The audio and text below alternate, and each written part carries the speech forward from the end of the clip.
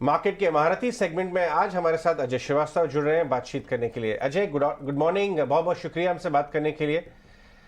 दिल्ली का माहौल और मैं कहूँगा वेदर तो काफ़ी बढ़िया हो गया। अभी मैं 2 दिन पहले ही वहीं था इंडिया इकोनॉमिक अरे कॉन्क्लेव के लिए। बढ़िया बारिश हो रही थी, एकदम ठंडा माहौल था, लेकिन बाजार देखिए का माहौल बड़ा गर्म हो रहा है। आप कैसे देख रहे हैं? देखिए आप प्रॉफिट्स अपने ले रहे हैं, थोड़ा कहीं कहीं पे मुनाफा वसूल कर रहे हैं, या होल्ड कर रहे हैं अभी अपनी पोजीशंस कि आगे बढ़ेगा? Good morning. देखिए, महारथी का नाम तो अगर लेंगे तो सिर्फ बाजार महारथी है, सबको प्रूव करता है कभी ना कभी रॉन्ग। तो वो तो आप लेके चलिए कि बाजार आप जो मर्जी कर लीजिए, सबको बाजार ने प्रूव किया है रॉन्ग। उसको मद्दे देखते हुए देखिए, हमारा बड़ा सिंपल व्यू है इस मामले में कि आज की तारीख में मार्केट एक यूफोरिया में रिबूट में चल रही है, क्योंकि हर चीज में इकोनॉमी की ग्रोथ रेट 7 से कम % होगी, ये तो डेफिनेट है आपके साथ में। जो मार्केट के अंदर में एनेक्डोटल एविडेंस हम देख रहे हैं अप्रैल टू जून के अंदर में, जो lower end of the consumer product है, वेदर अप्रैल है, लोअर एंड कार्स है, लोअर एंड कंज्यूमर डिस्क्रिशनरी है, लोअर एंड कंज्यूमर ड्यूरेबल है, उसमें आपको सरप्राइज होगा जो हमारे पास डेटा आ रहा है वो कह रहा है कि डी ग्रोथ हो रही है वहां पे 15 से 25% वर्सेस एएमजे लास्ट ईयर। समझिए, डी ग्रोथ हो रही है। बाजार को देखेंगे तो कभी लगेगा नहीं कि कोई मार्केट में डी ग्रोथ भी हो रही है, बट रियलिटी ये आ रही है कि कंज्यूमर बाइंग के अंदर में बहुत ही मंदी आई है अप्रैल में, जून में। चाहे सिनेमा में देख लीजिए, क्या क्यूएसआर देख लीजिए, अप्रैल देख लीजिए, कोई भी सेगमेंट देख लीजिए, आपके रिजल्ट आएंगे जून के क्वार्टर में तो उसमें low end consumer discretionary and product के अंदर में आपको डी ग्रोथ नजर आएगी। तो जो यूफोरिया जो चल रहा है बाजार के अंदर में, उसको थोड़ा सा टेम्पर पड़ेगा आपको अपने पोर्टफोलियो के लिए, कि ये डी ग्रोथ आपको जून के रिजल्ट में नजर आएगी। बाजार में कोई मेंशन नहीं है, बाजार में कह रहा है हाईएस्ट ग्रोथ, हाईएस्ट थिंग, पर रियलिटी ग्राउंड पे हमें नजर आ रही है, गलत हो सकता है, बट की डी ग्रोथ हो रही है। दूसरी बात है, कुछ सेगमेंट जो अपर टियर के लिए रेलिवेंट है, जो लोअर में नहीं रेलिवेंट है, जैसे अपना एयरलाइन ले लीजिए या होटल ले लीजिए, उस सेगमेंट में तो मतलब आई थिंक उनका बेस्ट क्वार्टर शायद ये जाएगा हिस्ट्री में आज तक, अप्रैल में जून के अंदर में। और वो बाद में आ ही रहा है कि एयरफेयर बढ़े हैं, जो भी बढ़े हैं, बट वो बढ़ने का बढ़िया तरीका है कि कंपनियां पैसा बनाएंगी तो री इन्वेस्ट करेंगी। अगर कल को प्राइस कंट्रोल डालते हैं आप तो क्या होगा फिर? गो फर्स्ट होगा, जेट एयरवेज होगा, स्पाइस जेट की प्रॉब्लम आएंगी। तो आई थिंक ये बहुत बढ़िया हुआ है कि एयरलाइन और होटल इंडस्ट्री, जो कई सालों से उन्होंने परफॉर्मेंस नहीं दिखाई थी इन्वेस्टर्स के लिए, आज अपने शिखर पे है। तो एक तरफ में लो एंड मार्केट कंज्यूमर प्रोडक्ट के अंदर में डी ग्रोथ, दूसरी तरफ अपर एंड कंजम्पशन सेक्टर सर्विसेज में, होटल्स में, एयरलाइन में एक्सप्लोसिव ग्रोथ है बाजार की विडंबना। देखिए, इकोनॉमी के कुछ इंडिकेटर्स तो कमजोर दिख रहे हैं, लेकिन बाजार उसको एकदम इग्नोर कर रहा है। मैं आपसे ये जानना चाहूँगा कि आपको बहुत व्यूअर्स फॉलो करते हैं हमारे, अगर अच्छा मुनाफा वसूल कर इस समय बैठे हुए हैं मोटे मुनाफे पे 16,800 से लेके बैठे थे पैनिक में, तो क्या इस समय ये सही स्ट्रैटेजी होगी थोड़ा 10-20% प्रॉफिट ऑफ द टेबल ले लें? बिल्कुल, मैं तो हमेशा कहता हूं कि भैया, पैसा in the bank is money in the bank is only reality, rest is all what they keep saying book profit, BO के में क्या, बुक में ही रह जाता है प्रॉफिट। और आपने देखा होगा, आपने जिन्होंने नहीं कैश किया यूफोरिया के टाइम पे, वो फिर 2 साल तक बिना रिटर्न के बैठे। तो मैं तो, अब मेरी राय ये है, हमेशा रही है कि अगर 2-4 सेक्टर को छोड़ दी हिंदुस्तान में, आप में अगर प्रॉफिट में बुक है आपके पास में, उसको बुक करिए और उसको यूज करिए अपनी फैमिली के लिए, हॉलिडे के लिए, एंजॉय करिए। यही एक्सपीरियंसेस रह जाएंगे आपके पास में। जो लॉस, जो प्रॉफिट नहीं आया या थोड़ा प्रॉफिट रख गया या कोई और ले गया, इसको करते करते आप जिंदगी बिता देंगे। तो use your profit, enjoy your life, हमारा मंत्र यही कहता है। वरना आप इकट्ठा करते रह जाएंगे और कोई और आपका इस्तेमाल करेगा पैसे का। इसमें बड़ा सिंपल सा मामला है कि जो मार्जिन है फ्यूचर पे बढ़ते जा रहे थे लगातार, तो अफोर्डेबिलिटी फैक्टर फ्यूचर की कम होती जा रही थी। और रिटेल पब्लिक के लिए 2 रुपए का प्रीमियम, 10 रुपए का प्रीमियम देना बड़ा आसान है। और उनका ये जो जो फोन ट्रेडिंग वाले हैं, उनके लिए बेनिफिट है। फ्राइडे का एक ही उनका डिसएडवांटेज ये है कि उनके पास में कोई चारा नहीं है कि आपको एडवांस में सेटल करना पड़ेगा, बिकॉज बैंक के मार्केट बंद है सैटरडे को, बैंक बंद होती है ऑल्टरनेट सैटरडेज को, तो आप उसको कवर नहीं कर पाएंगे। तो आपको इन एडवांस प्रिपरेशन करनी पड़ेगी मार्जिन की, पैसे की। जो आप थर्सडे पे क्लोज करते थे, आप फ्राइडे को कवर कर सकते थे, पैसा दे सकते थे, जो भी कर सकते थे। अब आपके पास वो ऑप्शन नहीं बची है, तो आपको थोड़ा सा और संयम बरतना पड़ेगा और केयरफुल रहना पड़ेगा कि with in your margin, with in your bank margin, with in your bank account, आपको फ्राइडे को क्लोज करना पड़ेगा। सैटरडे शनिवार में छुट्टी हो गई तो आपको पेनल्टी लगेगी अगर आपने नहीं किया क्लोज। तो उस हिसाब से मार्केट को क्लोजर लाया है इन्होंने फ्राइडे को, जिससे कि आपके पास में टाइम नहीं हो कि आप सेटल कर सकें ब्रोकर के पास में सैटरडे को, और उससे आप पहले सेटल करेंगे, इसलिए थोड़ा सा डिसिप्लिन बढ़ेगा आपके ऑप्शन ट्रेड पे। जानना चाहूंगा, बहुत क्यूरियस हूँ ये जानने के लिए, हालांकि हम इसको थोड़ा और एनालाइज करेंगे डिटेल में। आपने अपने लंबे करियर में फ्यूचर्स एंड ऑप्शंस में कितना काम किया है और कैश डिलीवरी बेस्ड, खुद के तजुर्बे से आप बताएं किधर ज्यादा मलाई है? देखिए, कैश में बहुत ज्यादा है, क्योंकि फ्यूचर्स के अंदर में, खासकर इंडिया में, यूएस में हमारा सारा काम लगभग फ्यूचर्स में होता है, क्योंकि यूएस में आपको 3 महीने 6 महीने के आपको ऑप्शन मिल जाते हैं ट्रेड करने के लंबे तरीके के। इंडिया में 30 डे के अलावा लिक्विडिटी बहुत ही कम है मार्केट के अंदर में, तो इधर 30 डे के अंदर ट्रेड, इधर trading trade. No, we are not traders, हमें पता नहीं बाजार कल सवेरे क्या करेगा। हमें ये मालूम है शायद कंपनियां अच्छा करेंगी साल 2 साल 6 महीने में।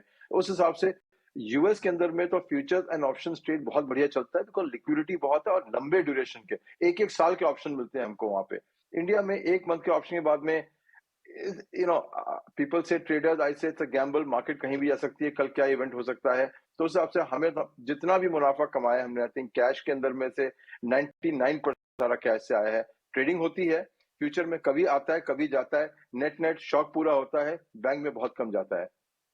अजय, डिफेंस स्टॉक्स में लास्ट 2-3 दिन से बहुत हाई डिलीवरी बाइंग हो रही है, हम इसको ट्रैक कर रहे हैं। 2-3 चीज़ें इसके अंदर ट्रिगर्स आए। यूएस डिफेंस सेक्रेटरी ने कुछ आशाएं दे दी मार्केट को कि टेक्नोलॉजी ट्रांसफर होगा। एक बड़ा mutual fund, HDFC mutual fund ने अपना डिफेंस फंड क्लोज किया।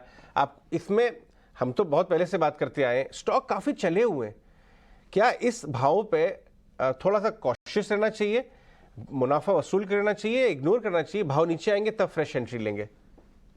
देखिए, ये प्रॉब्लम ये है कि सप्लाई बहुत कम है इन शेयर की, और डिमांड बहुत ज्यादा हो गई है सडनली मार्केट के अंदर में। जैसे आपने कहा एचडीएफसी ने एनएफओ भी लॉन्च कर दिया ना, उसका उसका एनएफओ है ही डिफेंस का, तो उसके पास कोई चारा नहीं है कि डिफेंस स्टॉक्स ही लेने पड़ेंगे। और इंडिया में डिफेंस स्टॉक क्या है? पीएसयू स्टॉक के अलावा बाकी सबकी मार्केट कैप 2-2.5 करोड़ से नीचे है, जो जितनी बाकी कंपनियां है इसके अंदर में। तो उस हिसाब से अगर आप फंडामेंटल पे देखेंगे तो एक्सपेंसिव है। पीएसयू स्टॉक्स है, पीएसयू, तीनों सबसे बड़े बड़े पीएसयू स्टॉक्स हैं इसके अंदर, भारत डायनेमिक्स, अंसान एरोनॉटिक्स और बेल, जो तीनों बिग डिफेंस स्टॉक्स हैं। बाकी सब तो बड़े छोटे प्राइवेट सेक्टर स्टॉक्स हैं। उसको देखते हुए फंडामेंटल में over price, but demand supply में ये शेयर की डिमांड इतनी ज्यादा है इस समय कि कैचअप चल रहा है पोर्टफोलियोज में, म्यूचुअल फंड में, शेयरों में। तो उस हिसाब से स्ट्रेंथ ये है कि इसके अंदर में फंडामेंटल सेल नहीं आने वाली शेयर्स में कई टाइम तक। करेक्शन जरूर आएगी प्राइस में, एक्सपेंसिव शेयर्स हैं। सरकार का बजट ईयर आ रहा है, उसके अंदर में कितना डिफेंस का एलोकेशन मिलता है इनको, वो अलग बात है, क्या कितना रिपोर्ट करेंगे प्रॉफिट, अलग बात है। और सरकार प्रॉफिट लॉस को 1 मिनट में चेंज कर सकती है, आपको 10% रिटर्न की जगह आपको 6% दे सकती है रिटर्न। तो देखते हुए सेक्टर का रिस्क हाई है, बिकॉज पीएसयू स्टॉक्स है। छोटियां कंपनी जो है, आपने देखा पिछले 2 साल के अंदर में चल रही है, ट्रैक्शन अभी कम है, बट उम्मीद यह है कि वो शायद एमएनए कैंडिडेट बन जाएंगी। तो मेरे हिसाब से छोटी, mid cap, small cap defence companies में ज्यादा ट्रैक्शन मिलेगा आपको, बिकॉज ये कंपनी में ग्रोथ ज्यादा होगी और प्लस एमएनए अपॉर्चुनिटी होगी। जो सरकार की 3 बड़ी कंपनियां हैं, उसमें मुझे लगता है कि सरकार और डाइवर्स करेगी शायद शेयर, तो सप्लाई शेयर की आती रहेगी। तो डिफेंस पोर्टफोलियो कोई प्रॉब्लम नहीं है, एक्सपेंसिव है, बट प्ले जो होगा स्मॉल कैप मिड कैप में आपको शायद ज्यादा रिटर्न देगा बनस्पत की जो टॉप 3 शेयर्स हैं। जय, good morning. In fact road, infra, cement और रियल एस्टेट, ये थीम है जो काफी अच्छा प्ले आउट कर रही है। रियल एस्टेट तो अप साइकिल की बात लगातार हम कर ही रहे हैं, लेकिन सीमेंट सेक्टर अगर क्वार्टरली रिजल्ट्स की बात करें, मेजॉरिटी नंबर्स जो हैं पॉजिटिव आते हुए दिखे। कई सारे फैक्टर्स हैं जो प्ले आउट कर रहे हैं। रॉ मटेरियल प्राइसेस में जो मॉडरेशन है वो मदद कर रहा है स्पेस को। इसके अलावा भी अगर आप देखेंगे वॉल्यूम्स के फ्रंट पर, कैपेसिटी यूटिलाइजेशन के फ्रंट पर भी ट्रैजेक्टरी पॉजिटिव है, और प्री इलेक्शन ईयर से पहले ट्रिगर्स काफी मजबूत हो जाते हैं। क्या राय होगी इस स्पेस पर आपके लिए? देखिए मानसी, थोड़ी सी हमारी आपसे राय अलग है कि सीमेंट के रिजल्ट तो इतने अच्छे नहीं आए जितना उम्मीद थी। कई कंपनियों के तो रिजल्ट भी खराब भी आए हैं उस हिसाब से, लेकिन सेक्टर में कोई, आपने बिल्कुल सही कहा, डिमांड आएगी, गवर्नमेंट स्पेंड करेगी एक्सपेंडिचर को। प्रॉब्लम इस सेक्टर की सबसे बड़ी ये है कि इसमें इतनी कैपेसिटी एक्सपेंशन हो रही है, एडिशन हो रही है, कि उतनी शायद मुझे लगता है डिमांड में नहीं होने वाली। इकोनॉमी 7% ग्रो करेगी, सीमेंट सेक्टर कह रहा है कि 8 से 10% के बीच में शायद ग्रोथ करेंगे, बट जो कैपेसिटी एक्सपेंशन हो रहा है इस इंडस्ट्री के अंदर में, वो अगले 3 साल में हमने मैप किया 30 से 40% कैपेसिटी बढ़ेगी इस इंडस्ट्री के अंदर में। उसको देखते हुए आपने देखा कि रिटर्न जो आई है सीमेंट सेक्टर से काफी म्यूटेड आई है रिटर्न पिछले कई सालों से इन्वेस्टर्स के लिए। तो कई बार क्या होता है कि इंडस्ट्री बेहतरीन होती है, जैसे आपने देखा टेलीकॉम इंडस्ट्री बेहतरीन इंडस्ट्री थी, बट रिटर्न नहीं आ पाई इन्वेस्टर्स के लिए बिकॉज कंपटीशन बहुत जबरदस्त था उसके अंदर में। मेरे हिसाब से सीमेंट सेक्टर भी वही है कि अमंग ऑल दी सेक्टर्स अगर आपको कैपिटल गुड में जाना है तो कैपिटल गुड की कंपनियां ज्यादा बेनिफिट करेंगी बिकॉज उनके मैन्युफैक्चरिंग प्लांट है, मोनोपोली है, लॉन्ग टर्म कॉन्ट्रैक्ट है, वो कोई ले नहीं सकता है। सीमेंट तो एक कॉन्ट्रैक्टर आज अल्ट्राटेक का ले सकता है, कल का ले सकता है, परसों दालमिया का ले सकता है। तो उसमें इतना प्रोजेक्ट में डिफरेंशिएशन नहीं है सीमेंट के अंदर में, जो कि आपको कैपिटल गुड कंपनी में मिलेगा कि अगर ये प्रोजेक्ट थर्मैक्स कर सकती है तो थर्मैक्स और एबीबी शायद कर सकते हैं इस कॉन्ट्रैक्ट को, या सीमेंस कर सकता है, या 4-5 जो 10 कंपनियां हैं कैपिटल या सीजी पावर, नाम मैं ले रहा हूँ एग्जाम्पल के लिए, इन्वेस्टमेंट के लिए नहीं। लेकिन ये कह सकता हूँ कि आप कैपिटल गुड कंपनी में निवेश करेंगे तो ये सेक्टर प्ले आपके लिए ज्यादा प्रॉफिटेबल रहेगा। सीमेंट एक प्योर कमोडिटी प्ले है, उसके ऊपर में इतना रिटर्न आना बहुत मुश्किल है बिकॉज प्रोडक्ट अनडिफरेंशिएटेड है, कैपेसिटी बढ़ती जा रही है लगातार, और उसके अंदर जो वेरिएबल्स हैं आपके कंट्रोल में, प्राइस खासकर बिल्कुल भी कंट्रोल में नहीं है किसी कंपनी में। तो मैं कहूंगा capital good story capital good company से प्ले करें, ना कि सीमेंट से। सीमेंट सेक्टर चलेगा, कितना चलेगा, क्या चलेगा, कितनी कैपेसिटी, कौन क्या करेगा, और सारे दिग्गज हैं, कोई छोटा प्लेयर बचा नहीं है सीमेंट इंडस्ट्री में। सबके पास फाइनेंशियल स्ट्रेंथ है, कैपेबिलिटी है बढ़ाने की, प्राइस होल्ड करने की या कैपेसिटी बढ़ाने की। तो इस कंपटीशन के माहौल में सुपर नॉर्मल प्रॉफिट थोड़ा मुश्किल हो जाएगा। Capital good company I think रास्ता बढ़िया है आपके लिए, सेफर है, और उसमें डिफरेंशिएशन भी है। ठीक है, खैर इस एक्सपायरी के जो चेंज होने के बाद आपको बता दें, अब आपका पूरा हफ्ता ही एक्सपायरी के हिसाब से चलेगा। अब आप मंगलवार यानी कि आज से शुरू करेंगे तो फिन निफ्टी, बुधवार को मिड कैप की एक्सपायरी, थर्सडे को निफ्टी की एक्सपायरी, फ्राइडे को बैंक निफ्टी की एक्सपायरी। तो आप रोज़ ही कहीं ना कहीं एक्सपायरी से अब जो देखेंगे, और ये वीकली बेसिस पर जिन जिन के कॉन्ट्रैक्ट्स अवेलेबल हैं वो तो आप हर रोज़ ही आएगा, कहीं ना कहीं आपको रोज़ एक्सपायरी का ही सेशन देखने को मिलेगा। खैर इसका ये अपना तरीका है, एक्सचेंजेस अपने हिसाब से इसको मैनेज कर ही रही हैं और लोग भी धीरे धीरे इसके आदी हो जाते हैं। अजय, एक चीज़ और आपसे पता करनी थी, वो है आईटी स्टॉक्स के रिगार्डिंग। आईटी पे आपको ट्रस्ट है क्या? अगर है तो क्यों, अगर नहीं है तो क्यों? देखिए, IT is like your old faithful wife, you have to trust her if you live with her, okay. Otherwise if you want to divorce and go to Paytm, it's okay with you. But हमारा राय यही है कि ऐसे माहौल में जब बिल्कुल करेक्शन आ जाए, और अभी जून में और भी करेक्शन हो सकती है, ये नहीं कहता जून का रिजल्ट कोई खास अच्छा आएगा, बहुत बढ़िया मौका है आईटी में एंट्री करने का। और मजा यही है मार्केट का कि जब आप जब सब बिल्कुल ही निराश हो जाए किसी सेक्टर से, आपको इन्वेस्टर को उस सेक्टर को थोड़ा सा एलोकेशन शुरू कर देना चाहिए। बिकॉज खासकर आप सबके चैनल ने, मीडिया ने, अखबार में हमेशा दिखाते हैं कि 20%, 40%, 60% रिटर्न आई, लेकिन अगर आपने उनको करेक्शन पे नहीं खरीदा तो बहुत मुश्किल आनी। सेक्टर में कोई प्रॉब्लम नहीं है, डिमांड की प्रॉब्लम थी, वो ठीक हो जाएगी। उनकी डिमांड की सबसे बड़ी कॉस्ट थी मैन पावर, उस पे आज पूरा उनका संयम आ गया है, कंट्रोल आ गया है, एट्रिशन रेट बहुत कम हो गया इंडस्ट्री के अंदर में, ओवर सप्लाई जो रिक्रूट किए थे धीरे धीरे एब्जॉर्ब हो गए सिस्टम में।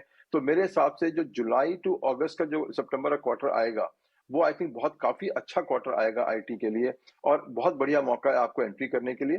पैसा रखिए अपने पास में थोड़ा सा, कि आपको जून क्वार्टर के रिजल्ट में आपको करेक्शन आए तो और ले लीजिए। लॉन्ग टर्म के लिए बहुत बेहतरीन सेक्टर है, गवर्नेंस कोई इश्यू नहीं है, बाजार ग्लोबल बाजार है, रुपी डॉलर का बेनिफिट आपको लगातार मिलता रहेगा, स्टेप्स में मिलेगा, कोई प्रॉब्लम नहीं है। बिल्कुल निवेश करिए, आराम से करिए और आराम से सोइए, कोई इसकी एक्सपायरी डेट नहीं है। बहुत बहुत शुक्रिया अजय, आज हमसे बात करने के लिए। आज आपने हमारे साथ अपना अपॉइंटमेंट थोड़ा एक्सटेंड कर लिया, उसके